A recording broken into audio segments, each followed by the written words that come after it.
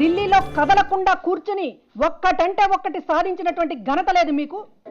ఇవాళ మీకు ఎఫ్ఐఆర్లో మీ పేరు నమోదు చేస్తారనేటటువంటి ఒక పరిస్థితులు ఏర్పడ్డాక మీరు నేషనల్ ఛానల్స్కి ఇంటర్వ్యూలు ఇస్తారు, అందరు కేంద్ర మంత్రుల్ని ఇవాళ కలుస్తారు. మీకు కష్టం వస్తే, మీ గొంతు మీదకి సమస్య వస్తే తప్ప కేంద్రాన్ని మీరు డిమాండ్ చేసేది అడగరా? ఇవాళ మీకు అవసరం వచ్చింది కనుక మీరు బుక్ అయిపోతున్నారు అడ్డంగా అనేటటువంటి పరిస్థితి వచ్చిన తర్వాత ఇవాళ మీరు ఢిల్లీ వెళ్ళి చేస్తున్నది ఏంటి? అసలు ఇవాళ ఢిల్లీ వెళ్ళాల్సినటువంటి అవసరం మీకు ఎందుకు వచ్చిందని అడుగుతున్నాం. ఏ ప్రాతిపదికం కోసం, ఏ అవసరం కోసం, ఏ ప్రజల డిమాండ్ కోసం, ఏ ప్రజలకు ఏ ప్రాజెక్టు తీసుకురావడానికి మీరు ఢిల్లీ వెళ్ళి ఇవాళ కూర్చుంటున్నారు, ఈ కేంద్ర మంత్రులను కలుస్తూ ఉన్నారు? మీ ఒళ్ళు దాచుకోవడానికి, మీ ఒళ్ళు కాపాడుకోవడానికి కదా ఇవాళ మీ ఢిల్లీ టూర్ ఆంతర్యం అని చెప్పి అడుగుతూ ఉన్నాం. నిన్న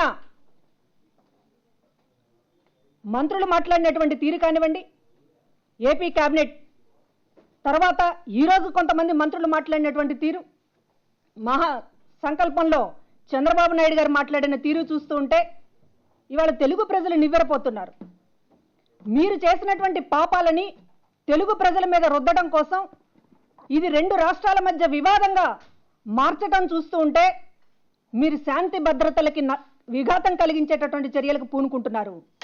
విద్వేషాలను రెచ్చగొట్టి భావోద్రేకాలను రేపి ఇవాళ ఏపీలోనే కాదు హైదరాబాద్లో కూడా అత్యధికంగా ఏపీ ప్రజలు ఉన్నారు. శాంతి భద్రతలకి విఘాతం కలిగించేటటువంటి వ్యవహరిస్తున్నటువంటి చంద్రబాబు నాయుడు గారి ప్రభుత్వాన్ని బర్తరఫ్ చేయాల్సినటువంటి అవసరం కేంద్ర ప్రభుత్వానికి, గవర్నర్కి కూడా ఉందనేటటువంటిది మేము డిమాండ్ చేస్తూ ఉన్నాం. అదేవిధంగా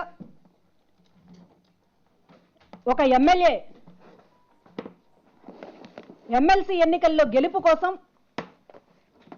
డబ్బులు ఇస్తూ పట్టుబడితే ఆ డబ్బులు ఇచ్చి కొనుగోలు చేయమని ఆ ఎమ్మెల్యేని ఆదేశించింది బాస్ చంద్రబాబు నాయుడు అనేటటువంటిది ఒకటి ఈ రోజున ఆడియో టేపులతో సహా బయటపడితే కనీసం ఇంగితం అనేటువంటి పరిజ్ఞానంతో వ్యవహరించాల్సినటువంటి, రాజీనామా చేసి విచారణ స్వచ్ఛందంగా కోరాల్సినటువంటి పెద్ద మనిషి రాజీనామా చేయకుండా వారం రోజులైనా విచారణని కోరకుండా, పైగా విచారణ చేస్తున్నటువంటి వారి మీద, విచారణని కోరుతున్నటువంటి వారి మీద బురద చల్లుతూ అసలు ఆడియో టేపులు ఎట్లా బయటకు వచ్చాయని అడుగుతా ఉన్నారు. వీరు చాలా విచిత్రంగా ఉంది వీళ్ళ ఆర్గ్యుమెంట్.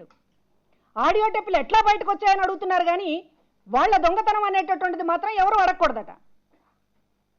ఒక ముఖ్యమంత్రిగా ఎమ్మెల్యేల కొనుగోలుకు ప్రయత్నం చేయొచ్చు కానీ ఆడియో టేపులు బయటకు వస్తే దాన్ని గురించి అడిగితే ప్రతిపక్షానికి తప్పట.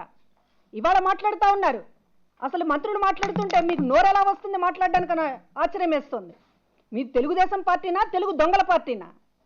ఈరోజు మాట్లాడుతూ ఉన్నారు మీరు. ఇవాళ కేసీఆర్ తోటి చంద్రబాబు తెలంగాణ ప్రభుత్వంతో జగన్ కుమ్మక్కై కుట్ర చేస్తున్నారని మాట్లాడుతూ ఉన్నారే.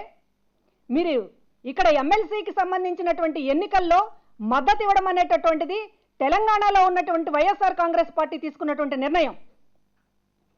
ఆ రాష్ట్రంలో జరుగుతున్నటువంటి ఎన్నిక మీద అక్కడికి ఉన్నటువంటి పరిస్థితులను దృష్టిలో పెట్టుకుని ఒక ఎమ్మెల్సీ ఎన్నికకు సంబంధించి ఒక మద్దతు అంశం అనేటటువంటి దాన్ని మీరు ఈరోజు రాద్ధాంతం చేసి దాని మీద బతకాలని చెప్పి అనుకుంటున్నారే.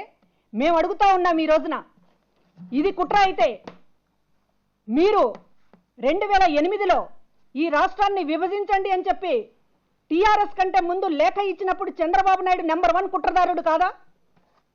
ఆ తర్వాత 2009లో టీఆర్ఎస్తో జతకట్టి మహాకూటమి ఏర్పాటు చేసి ఎన్నికలకు పోయి మేనిఫెస్టోలో ఈ రాష్ట్రాన్ని విడగొట్టండి అని చెప్పి ప్రతి మహానాడులో తీర్మానం చేసి ఇంత తతంగం చేసినటువంటి మీరు కుట్రదారులు కాదా? ఈ రాష్ట్ర విభజనకి ఆ తర్వాత వైఎస్ మరణం తర్వాత రోసయ్య గారు సమావేశం ఏర్పాటు చేస్తే అక్కడికి పోయి ఈ రాష్ట్రాన్ని విడగొట్టండి, మేము పూర్తిగా మద్దతు ఇస్తామని చెప్పినప్పుడు మీరు కుట్రదారులు కాదా? ఈ రోజుకి కూడా రాష్ట్రం విడిపోయిన తర్వాత ఏడాది తర్వాత తెలంగాణలో చంద్రబాబు నాయుడు గారు నా వల్లే తెలంగాణ వచ్చింది, నా వల్లే రాష్ట్రం విడిపోయిందని చెప్పి ఈ రోజుకి గొప్పగా చెప్పుకుంటున్నారే, మీరు కుట్రదారులు కాదా?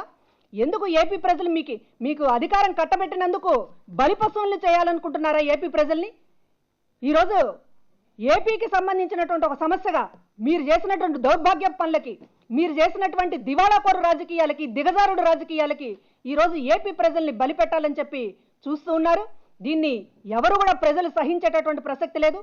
మీరు ఈ రాష్ట్రాన్ని విభజించడానికి అటు పార్లమెంట్లోనూ అన్ని చోట్ల కూడా ప్రయత్నం చేసి నా వల్లనే ఈరోజు రాష్ట్రం విడిపోయిందని ఇప్పటిదాకా చెప్పి ఇప్పుడు జగన్ కుట్ర పన్నుతున్నాడు అని చెప్పి మాట్లాడడానికి మీకు అసలు నైతికత అనేటటువంటిది ఉందా?